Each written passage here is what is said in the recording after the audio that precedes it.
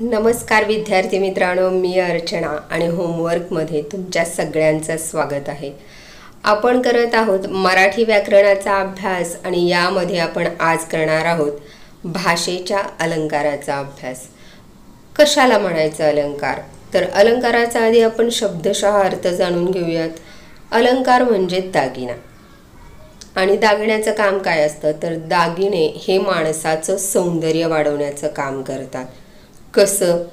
तर आता बघा, एखादी सुंदर तरुणी जरी काठाची साडी, गळ्यामध्ये कोल्हापुरी साज, हातामध्ये हिरवा चुडा, सोबतीला पाटल्या आणि बांगड्या, कानामध्ये मोठे आलेट झुमके, कपाळावर ठसठशीत कुंकू, ओठावर हलकीच गुलाबाची लाली, नाकामध्ये न सैलसर आंबाडा आणि त्यावर रोळणारा मोगऱ्याचा सुगंधी गजरा। आता जेव्हा मी हे सांगत होते की नाही, तेव्हा त्या न पाहिलेल्या तरुणीचं चित्र तुमच्या डोळ्यासमोर उभं राहिलं। आणि हे कशामुळे होतं? तर भाषेमध्ये म्हणजेच शब्दामध्ये, म्हणजे कुठल्याही भाषेच्या शब्दामध्ये असं सामर्थ्य असायला हवं की तिनं प्रतिभा निर्माण करावी। म्हणजे एखाद्या लेखकाने लिहिलेलं वर्णन आपण जेव्हा वाचावं तेव्हा त्याला काय म्हणायचंय हे आपल्याला पटकन समजलं पाहिजे। म्हणजे त्याला जे म्हणायचं आहे ते आपल्यापर्यंत यथायोग्य पोहोचलं पाहिजे। आणि प्रत्येक लेखकाचा हा प्रयत्न असतो की आपल्याला जे म्हणायचं आहे, आपल्याला जे सांगायचं आहे ते वाचणाऱ्याला किंवा ऐकणाऱ्याला आपल्याला जसं म्हणायचं आहे तसंच, अगदी तसंच्या तसं समोरच्याला कळावं। आणि त्यासाठी तो भाषेमध्ये चांगल्या चांगल्या शब्दाची निवड करत असतो। आता जसं दागिन्यामुळं माणसाचं सौंदर्य वाढतं, तो चार चौघात उठून दिसतो, तसंच भाषेचं सुद्धा आहे। जेव्हा भाषेमध्ये चांगल्या चांगल्या शब्दांची जेव्हा भाषेमध्ये चांगले चांगले शब्द येतात, लिहिणारा त्या शब्दाची योग्य रीतीनं मांडणी करतो, तेव्हा ती भाषा अधिक उठावदार होते। आणि म्हणूनच लिहिणारा किंवा बोलणारा हा आपली भाषा अधिक सुंदर रीतीने दुसऱ्याला सांगण्याचा प्रयत्न करतो आणि या प्रयत्नातच भाषेमधील अलंकाराची सहज निर्मिती होते आणि भाषेला एक वेगळं सौंदर्य प्राप्त होतं। आता ते कसं होतं हे आता आपण पाहूया। आता हे उदाहरण पहा, एखादीला आपल्याला सांगायचं आहे की तुझं चालणं खूप सुंदर आहे किंवा तू छान चालतेस, तर एखादा सहज म्हणून जाईल की तू छान चालतेस। पण तो जर एखादा कवी म्हणायचा असेल तर तो काय म्हणेल? चांदणे शिंपीत जाशी, चालता तू चंचले। चांदणे शिंपीत जाशी, चालता तू चंचले। त्याला असंही म्हणता आलं असतं की बाई तुझं चालणं खूप छान आहे, पण ती ऐकेल का? तिला छान वाटेल का? नाही। तर तिला कधी आवडेल? तर अगदी ते काव्यमय पद्धतीनं सांगितलं तर। आणि मग तो जर खरंच कवी म्हणायचा असेल तर तो काय सांगेल? चांदणे शिंपीत जाशी, चालता तू चंचले। आता एक साधी सिंपल कल्पना त्यानं इथं किती सुंदर पद्धतीने सांगितली। तो तिला असं म्हणतोय की तू जेव्हा चालतेस तेव्हा असं वाटतं की जणू काही धरतीवरती चांदणं शिंपलं जातं। म्हणजे तू चालतेस तेव्हा चांदणं पडल्याचा भास होतो, जमिनीवर तुझी पावलं न पडता तिथं चांदण्याचा वर्षाव होतोय, असं तिला सांगायचं असतं। एक साधी सुधी कल्पना, पण जेव्हा एका कवी मनाला ती काव्यातून मांडायची असते तेव्हा तो सुंदर शब्दांची रचना करतो आणि त्यातून अलंकाराची निर्मिती होते। आता हे दुसरंच वाक्य पहा ना, एखाद्या आईला आपल्या मुलाला झोपवायचं असतं, तेव्हा ती आपल्या मुलाला असं म्हणते का की बाळा आता तुझं जेवण वगैरे झालेलं आहे, सगळं आवरलेलं आहे, तेव्हा आता तू काय कर, डोळे बंद कर आणि झोपून जा। असं सांगितल्यानं बाळ झोपणार आहे का? नाही। तिला असं वाटत असतं की आता खूप उशीर झाला आहे, तर आपल्या बाळानं आता शांत झोपावं। आणि ती आई आपल्या बाळासाठी एक गोड अंगाई गाते। ती त्याला म्हणते, पापणीच्या पंखात झोपू दे डोळ्याची पाखरं। इथं डोळ्यांना पाखराची उपमा दिल्यामुळं एक साधी सिंपल कल्पना खूप सुंदर वाटते। ती आपल्या बाळाला सांगते, तुझ्या ज्या या छोट्या छोट्या पापण्या आहेत की नाही, त्या पापण्याच्या पंखामध्ये तुझ्या डोळ्याची पाखरं तू झोपू देत। आता हे उदाहरण पहा, एक धागा सुखाचा, 100 धागे दुःखाचे, जरतारी हे वस्त्र मानवा तुझी आयुष्याचे. एक धागा सुखाचा, 100 धागे दुःखाचे, जरतारी हे वस्त्र मानवा तुझी आयुष्याचे. हे गाणं जर का तुम्ही ऐकलं नसेल तर नक्की ऐका, कारण खूप सुंदर गीत आहे.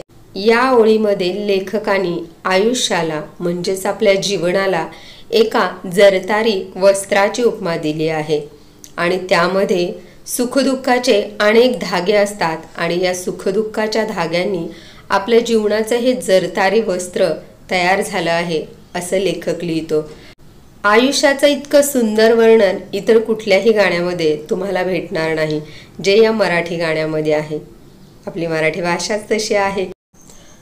भाषेला ज्याच्या ज्याच्यामुळं शोभा येते त्या त्या गुणधर्मांना भाषेचे अलंकार असे म्हणतात.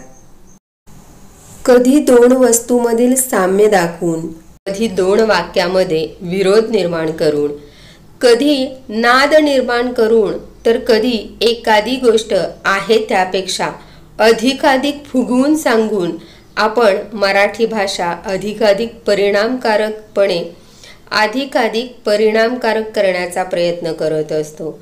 म्हणजे भाषेमध्ये कधी दोन वाक्यामध्ये समानता दाखवली जाते तर कधी दोन वाक्यामध्ये विरोध दाखवला जातो. कधी कधी नाद निर्माण केला जातो, कधी कधी एक छोटीशी कल्पना प्रमाणापेक्षा जास्त फुगवून सांगितली जाते आणि मग ती आपल्याला वाचायला किंवा ऐकायला आवडते. आपली भाषा अधिकाधिक परिणामकारक व्हावी यासाठी आपण नेहमी प्रयत्न करत असतो.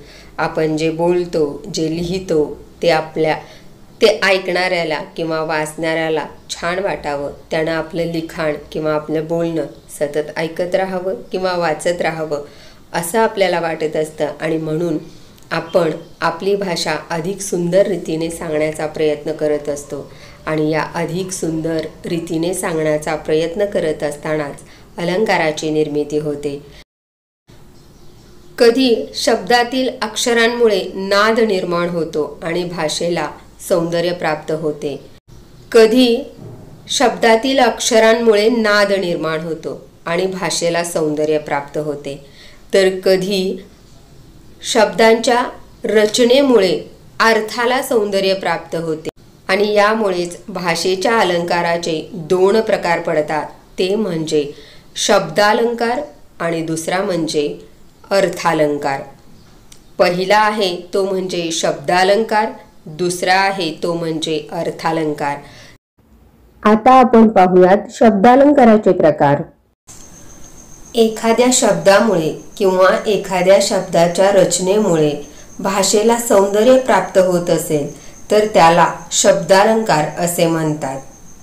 पहिला प्रकार आहे अनुप्रास अलंकार, दुसरा आहे यमक आणि तिसरा आहे श्लेष अलंकार. चला तर आपण क्रमाक्रमाने या अलंकाराचा अभ्यास करूयात. तर मित्रांनो, अलंकाराचा पहिला प्रकार आहे तो म्हणजे अनुप्रास अलंकार. गडद निळे जलद भरून आले. ही ओळ वाचल्यावर आपल्याला काय लक्षात येतं, तर इथं अक्षरांची पुनरावृत्ती झालेली आहे. ग ग ग, गडद निळे जलद भरून आले.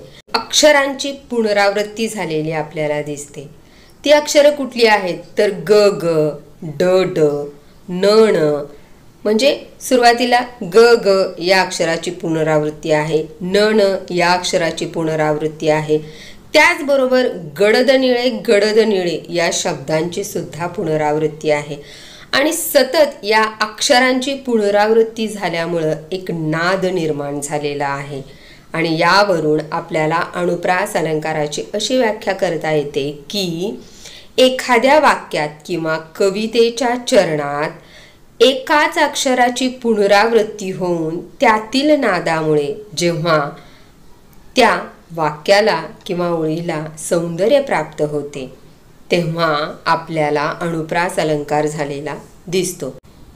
व्याख्या इथं पाठ करायची गरजच नाही का, तर आपण फक्त अनुप्रास अलंकार आणि त्याचं उदाहरण ह्या दोनच गोष्टी लक्षात ठेवायच्या का, तर जेव्हा आपण वाक्य वाचतो त्या वाक्यामध्येच आपल्याला त्या अनुप्रास अलंकाराची व्याख्या दडलेली दिसते. काय आहे उदाहरण? गडद निळे जलद भरून आले. काय दिसते आपल्याला समोर? तर अक्षरांची पुनरावृत्ती आहे. कुठली आहेत ती अक्षरं? ग ग, न न, ड ड अशी अनेक अक्षरं आहेत. त्यामध्ये अशी अक्षरं आहेत ज्याची पुनरावृत्ती झालेली दिसते आणि त्यामुळे काय होतंय तर नाद निर्माण होतोय. तर व्याख्या कशी आहे? साधी आणि सोपी.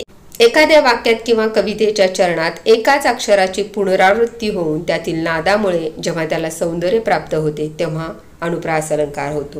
की एखाद्या वाक्यात किंवा कवितेच्या चरणात एखाद्या अक्षराची पुनरावृत्ती होऊन त्यातील नादामुळे जेव्हा सौंदर्य प्राप्त होते तेव्हा त्यास अनुप्रास अलंकार असे म्हणतात. वाक्य लक्षात ठेवा. व्याख्या पाठ करायची गरज पडणार नाही, कारण वाक्याला पाहिलं की व्याख्या आठवलीच पाहिजे. पोटापुरता पसा पाहिजे नको पिकाया पोळी, देणाराचे हात हजारो दुबळी माझी झोळी. या वाक्यामध्ये या कवितेच्या ओळीमध्ये आपल्याला काय दिसतं तर प प प या शब्दाची पुनरावृत्ती झालेली आहे.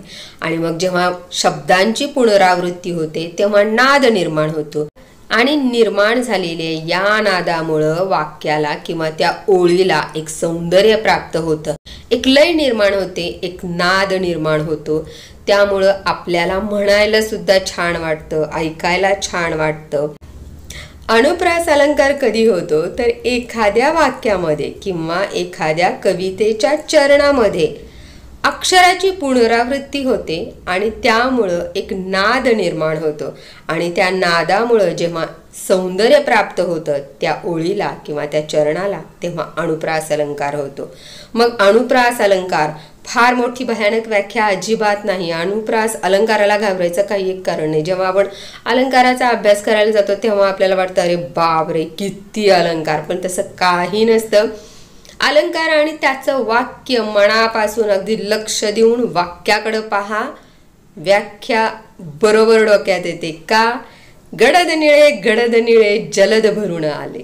काय आहे? शब्दांची पुनरावृत्ती. कुठले शब्द आहेत? ग ग ग, न न न. पोटापुरता पसा पाहिजे नको पिकाया पोळी. कुठलं अक्षर आहे? प. काय आहे? त्याची पुनरावृत्ती आणि त्यामुळे काय होतो? नाद निर्माण होतो. नाद निर्माण झाल्यामुळे सौंदर्य प्राप्त होतं आणि तेव्हा होतो अनुप्रास अलंकार. बघा बरं किती सोपं आहे, उगाच नाही घाबरायचं अलंकाराला. पेटविले पाषाण पठारावरती शिवबांनी, गळ्यामध्ये गरिबांच्या गाजे संतांची वाणी. प प प, ग ग ग या अक्षराची पुनरावृत्ती झालेली आहे. पाषाण, पेटविले पाषाण पाठारावरती शिवबांनी. पेटविले पाषाण पाठारावरती शिवबांनी. प प प या अक्षराची पुनरावृत्ती इथं झालेली आहे. गळ्यामध्ये गरिबांच्या गाजे संतांची वाणी. ग ग गळ्यामध्ये गरिबांच्या गाजे या ग या शब्दाच्या पुनरावृत्तीमुळं एक नाद निर्माण झालेला आहे. आता प्रत्यक्षात पाहिलं तर पेटविले पाषाण पठारावरती या वाक्याचा अर्थ काय होतो तर शिवबांनी काय पठारावरती पाषाण पेटवले का? नाही, तर दरीखोऱ्यात राहणाऱ्या मावळ्यांच्या मनामध्ये त्यांनी स्वातंत्र्याची ज्योत पेटवलेली आहे. गळ्यामध्ये गरिबांच्या गाजे संतांची वाणी आणि त्याच वेळेस अनेक संतांनी शिवाजी महाराजांना त्यांच्या कार्यामध्ये सहकार्य केले होते. त्यांचे विचार जनतेपर्यंत पोहोचवण्याचं काम या संतांनी केले होते. हे संत त्यांच्या संपर्कामध्ये येणाऱ्या मावळ्यांना सहाय्य करत होते आणि स्वातंत्र्याची ज्योत त्यांच्या मनामध्ये सतत तेवत राहावी असा प्रयत्न करत होते. म्हणून कवी इथं म्हणतो की पेटवले पाषाण पठारावरती शिवबांनी, गळ्यामध्ये गरिबांच्या गाजे संतांची वाणी.